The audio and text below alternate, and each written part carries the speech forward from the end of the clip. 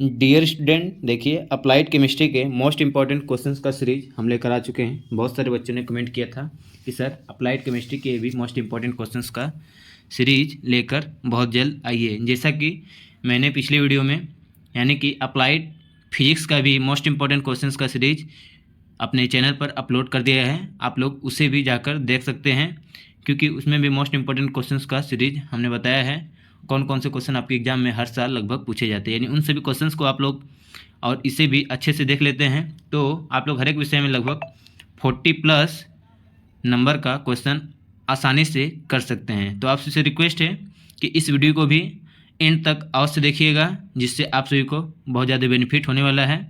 तो चलिए इस सीरीज को स्टार्ट करते हैं।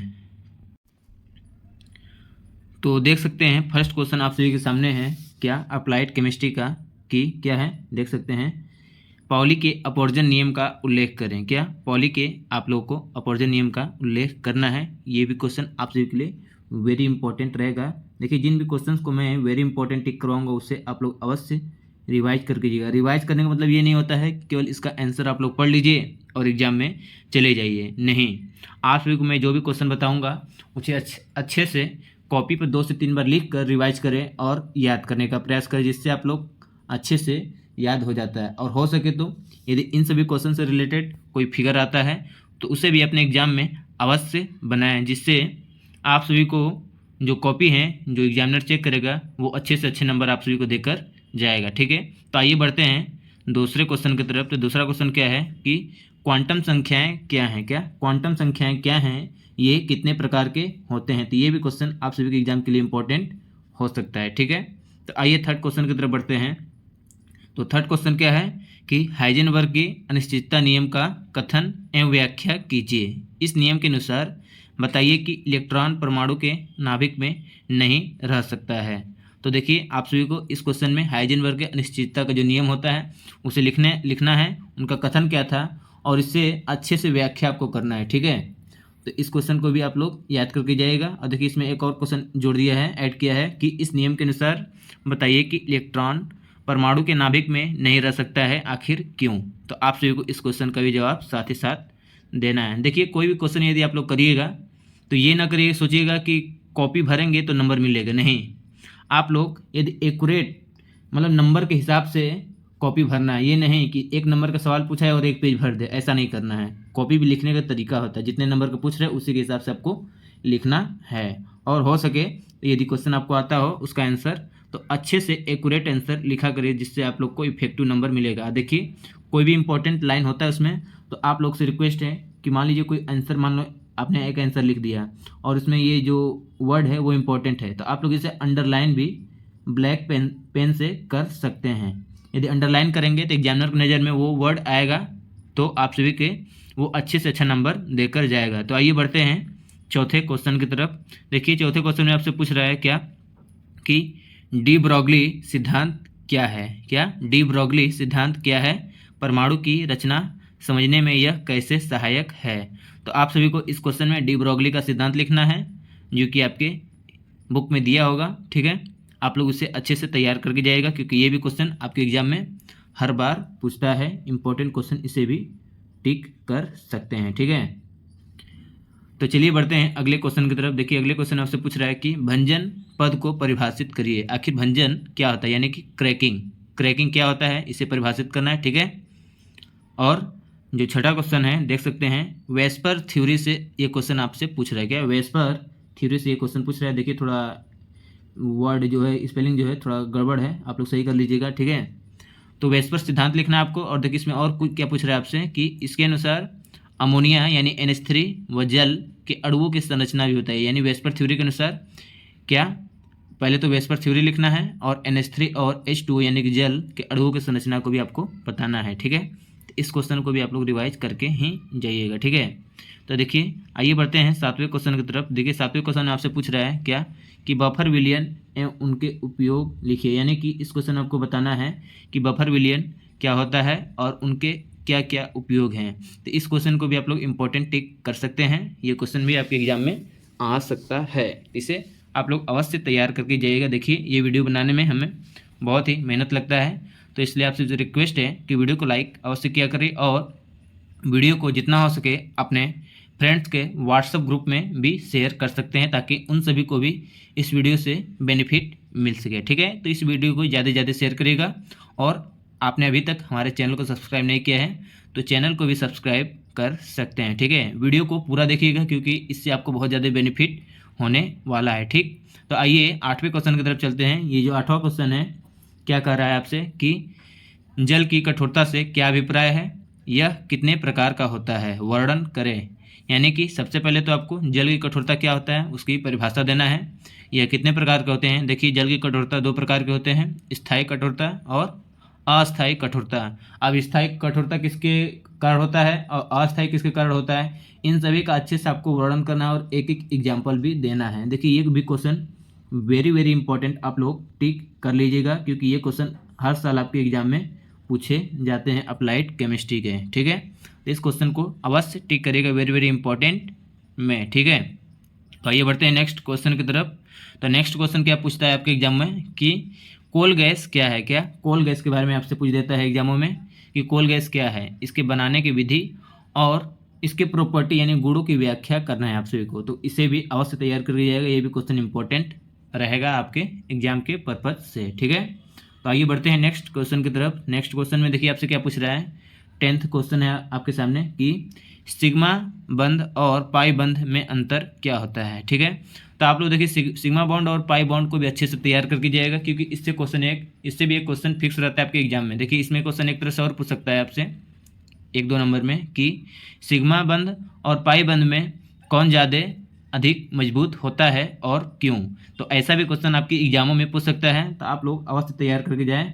पहला कि सिग्मा बंध और पाई बंध में क्या अंतर होता है, यानी कि सिग्मा बंध की परिभाषा, पाई बंध की परिभाषा, और एक एक एग्जाम्पल भी याद करके जाइएगा। और एक और बात ये भी याद करके जाइएगा कि सिग्मा बंध और पाई बंध में कौन मजबूत होता है, और इसका कारण भी आपको लिखने के लिए आ सकता है, तो इसे भी इंपॉर्टेंट टिक कर सकते हैं। ठीक है, तो आइए नेक्स्ट क्वेश्चन की तरफ बढ़ते हैं।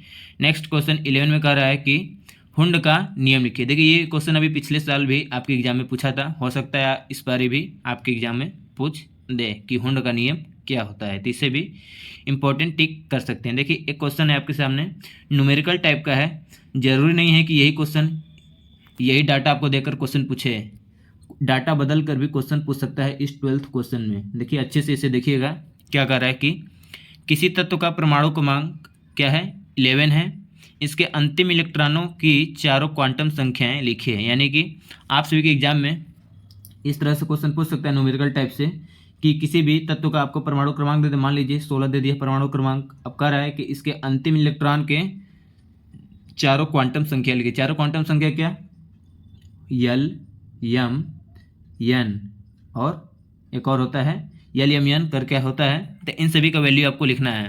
तो ये भी क्वेश्चन आपके एग्जाम में पूछ सकता है। ठीक है, कि किसी तत्व का परमाणु क्रमांक आपको दे देगा और कहेगा कि इसके जो अंतिम इलेक्ट्रॉनों की चारों क्वांटम संख्या होती है उसे लिखिए। ठीक है, तो आप लोग को लिखना पड़ेगा। ठीक है, तो आइए नेक्स्ट क्वेश्चन की तरफ बढ़ते हैं। नेक्स्ट क्वेश्चन क्या है कि निम्न की आकृति व बंध कोण लिखिए। ठीक है, देखिए, ये भी क्वेश्चन आपके एग्जाम में लगभग हर बार ही पूछा जाता है, कि जिससे आपको कह देगा कि NH3 की आकृति क्या होती है और इसका बंध कोण क्या होता है, यानी बॉन्ड एंगल।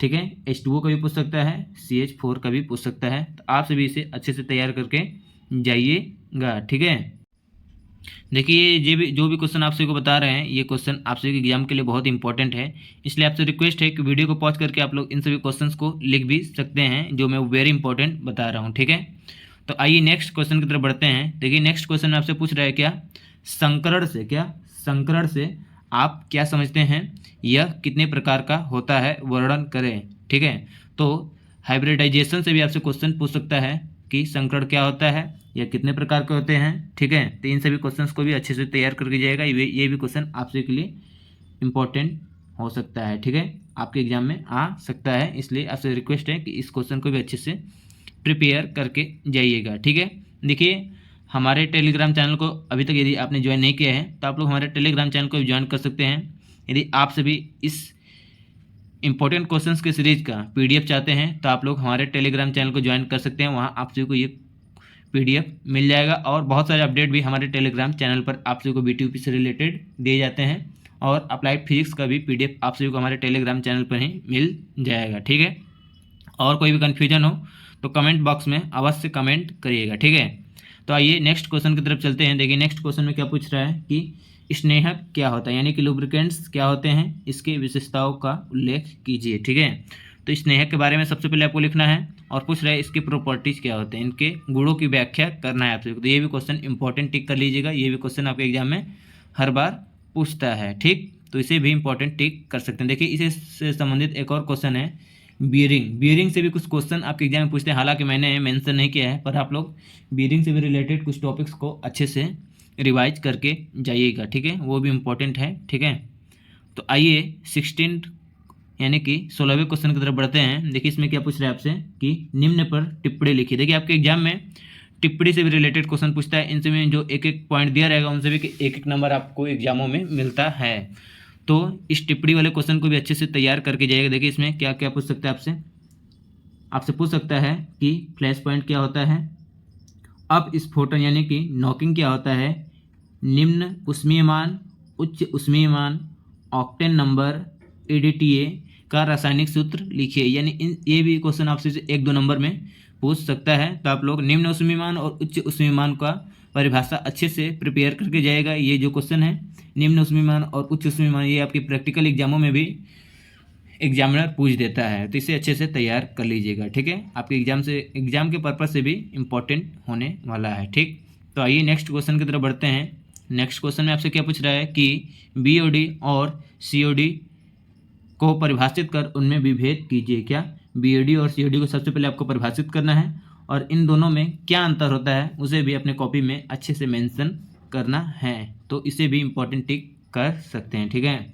तो आइए अगले क्वेश्चन की तरफ बढ़ते हैं। अगला क्वेश्चन क्या है कि जल की कठोरता दूर करने की विधियों का वर्णन करें। तो जल की कठोरता को दूर करने के लिए जो जो विधियाँ होती हैं उनका भी अच्छे से रिवाइज करके जाइएगा, ठीक है।